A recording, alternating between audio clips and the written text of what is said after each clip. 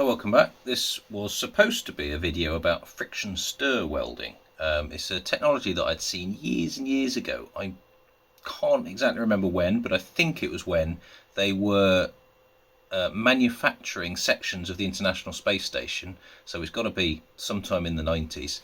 And I saw a documentary about it and I thought it was fascinating. And I'd largely forgotten about it, but earlier in the year my water butt developed a crack, and I put out a community post asking for people ideas on how to fix it, and I had a few good ones which I'm perfectly willing to try. But I then thought about this friction stir welding. It's like, can I do that on plastic? Well, turns out no. I decided to give it a try, so I fashioned a tool bit with a sort of a point to get me started, and then a bit of a shoulder to try and smear over the plastic as it moved along.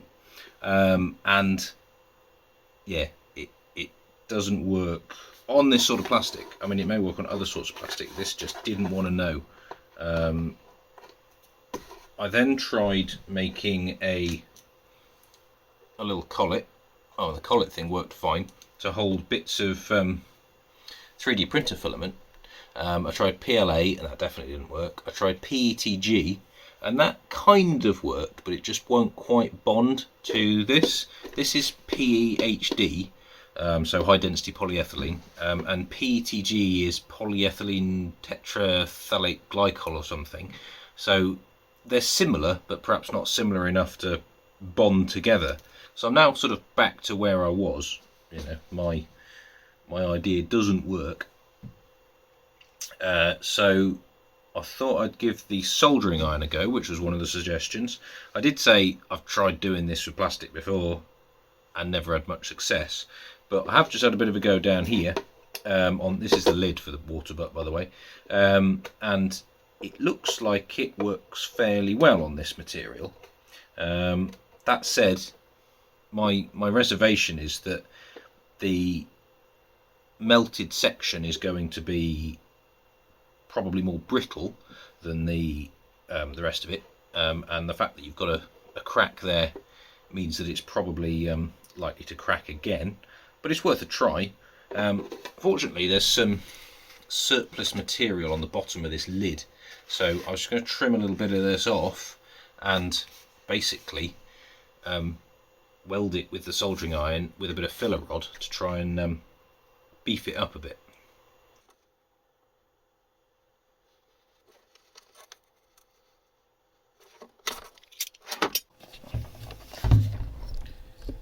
So soldering iron is set to 220 degrees.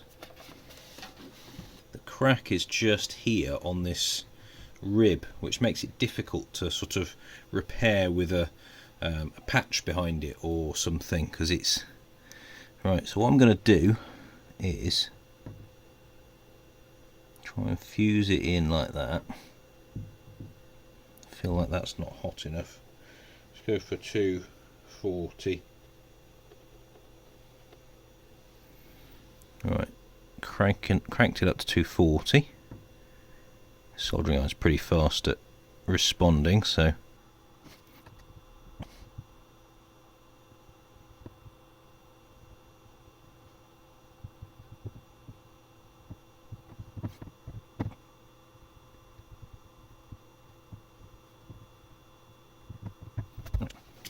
it is not a pretty repair, but it is a repair. Just holding a light in the water butt behind the repair, and I can't see any light through it. The camera would probably pick it up.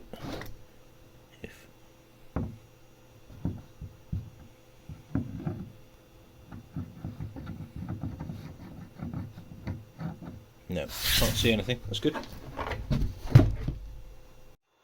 So I'm just going to have to try this out, see how it goes. I'm not expecting it to work, but I still haven't.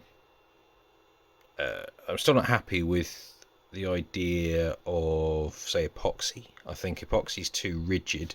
This is going to flex. It fills up with water. It gets hot. It gets cold. It needs to be a flexible It needs to be a flexible repair so that it holds up to the environmental changes that it undergoes. Someone suggested milliput, which is like a epoxy putty. It's been a long time since I've actually used that, so I don't really know what it's like when it's gone off, but I'm fairly sure it's sandable, so it's probably quite hard, and I don't know whether it'll survive, the rigours of being an outdoor thing. So I'm hoping this will be sufficient. We'll just have to see, really, won't we? Yeah, a bit disappointed the friction stir welding didn't work on the plastic, but I'm not a chemist, and there's probably a good reason why it doesn't work. There are probably other plastics where it might work. It might just be that I wasn't getting it hot enough. Who knows? If you've got any thoughts, let me know, and I'll otherwise see you tomorrow. Thanks for watching.